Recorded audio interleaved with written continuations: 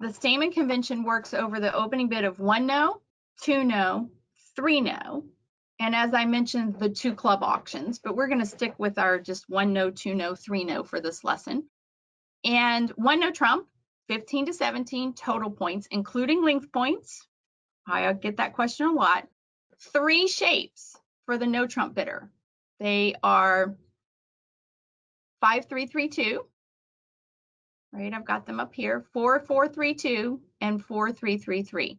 We're continuing our focus on the shape of the hand, even as we move into Stayman convention, Jacoby transfers, and overcalls and takeout doubles. So we aren't ever leaving shape. I'm a big shape believer.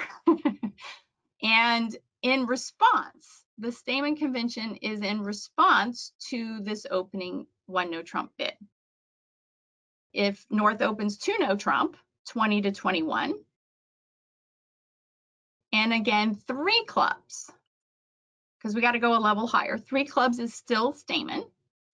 And if partner opens 3 no, showing 25 to 27, 4 clubs is Stayman.